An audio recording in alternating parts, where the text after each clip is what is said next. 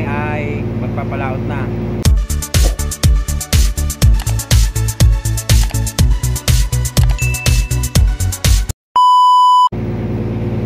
Ayan ang kasama ko. Hahanda na siya ng mga papalutang ng aming lambat. Kaya abangan nyo mamaya guys. Mga kalaot, pupunta na kami sa aming destination kung saan kami manghuhuli ng mga isdang inaho or isdang tambakol.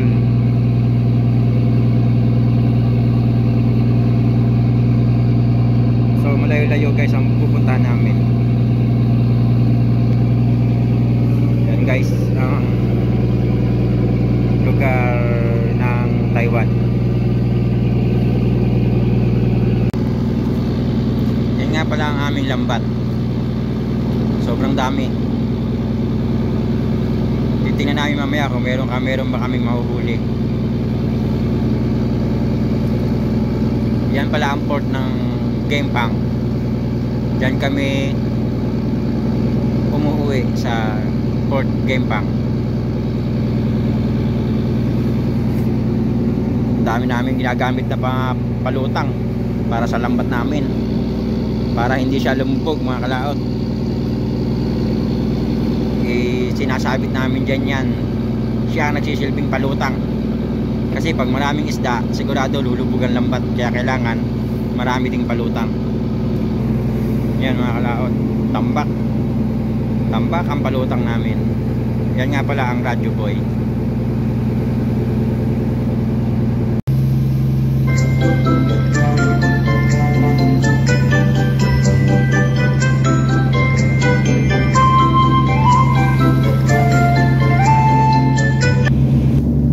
So ayan guys, pupunta na kami sa aming isang lambat.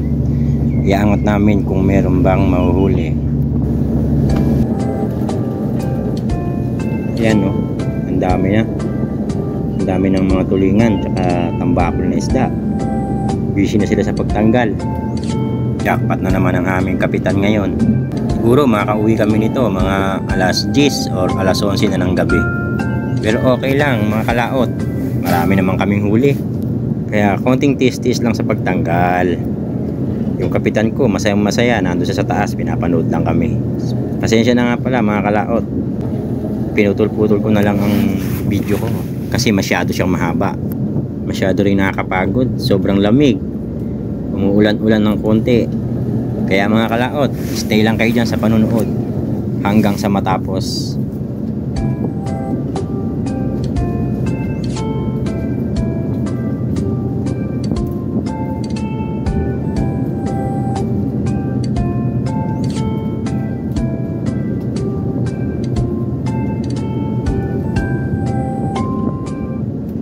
Ang huli nga pala namin dyan, nasa 400 kilos to 500 kilos. Sobrang dami talagang isda. Yung dalawang kasama ko, hindi na alam ang gagawin nila sa pagtanggal ng isda. Sinisinsay nga pala namin yan na lambat para ang isda makuha namin ng maayos. Yung lambat nga pala namin, sobrang dami. Sobrang dami din ng isda. Kaya ang sabi ng dalawang kasama ko, bilisan ko raw ang pagkalay para daw matapos kaagad kami.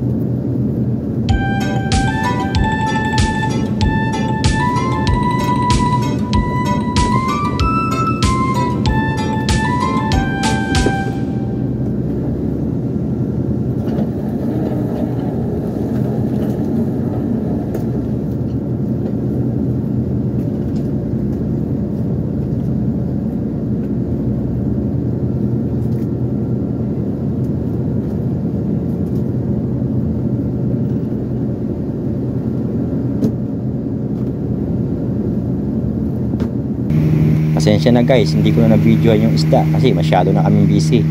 Mga kalaot, ayan, pauwi na nga pala kami ngayon. Nag-aayos na ang mga kasama ko. Tinakpan na nila ang mga huli namin. Ayan nga ang kasama kong isa, binubuwal pa ang tong.